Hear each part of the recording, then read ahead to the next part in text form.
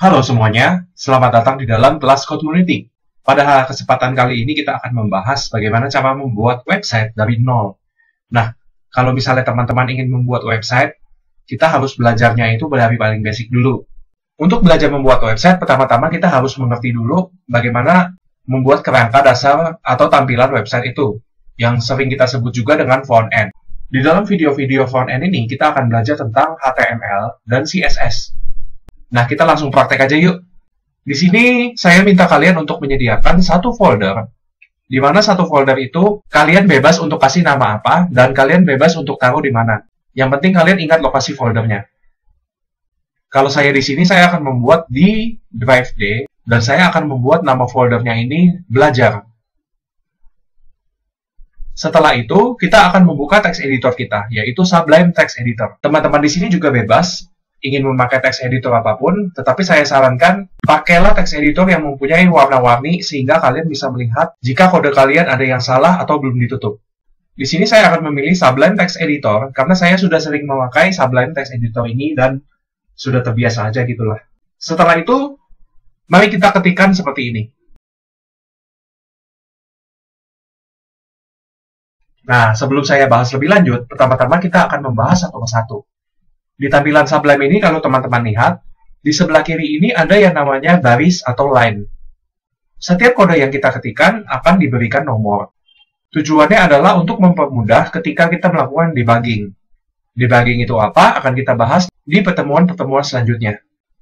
Nah, struktur dari HTML ini, kalau kita lihat, banyak kode-kode yang dibuka dengan tanda kurung siku seperti ini, dan juga kurung siku tutup seperti ini. Nah, kode-kode ini yang warnanya merah dan ditutup dengan kurung siku dan dibuka dengan kurung siku sering disebut dengan tag HTML. Tag HTML itu ada banyak sekali, tetapi kita akan membahasnya perlahan-lahan ya. Untuk tampilan HTML itu sendiri pun dibagi menjadi beberapa bagian. Yang pertama adalah doctype HTML.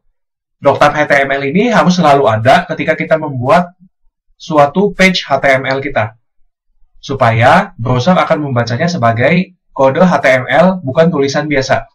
Lalu di sini ada tag HTML. Kalau teman-teman lihat, tag HTML ini ada di atas dan juga ada di bawah dengan tanda slash. Begitu juga dengan tag head, tag title, body, dan semua tag yang ada di sini rata-rata mempunyai pasangannya, yaitu ditutup dengan slash seperti ini.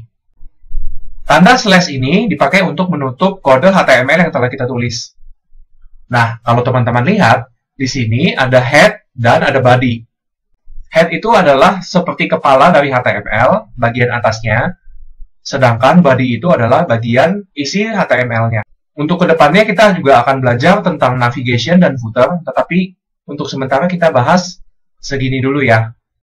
Nah, sekarang saya akan save ini sebagai index HTML di dalam folder belajar tadi. Setelah itu saya ingin melihat bagaimana hasilnya jika dimunculkan dalam browser. Ada dua cara yang dapat saya lakukan. Yang pertama itu saya bisa mengklik kanan, lalu open with browser saya, sehingga akan terbuka seperti ini. Cara kedua adalah saya menarik ke dalam browser saya, seperti ini. Nah, teman-teman bebas memakai cara yang mana saja, tidak masalah. Sekarang kita akan melihat, di sini ada judul huruf besar dan ada paragraf huruf kecil. Ini adalah hasil yang kita ketikkan di dalam HTML kita tadi. Di sini tag H1 adalah heading untuk membuat kata judul ini lebih besar, dan di sini juga ada tag paragraf untuk membuat paragraf seperti ini. Sehingga paragraf itu ada di bawah judul.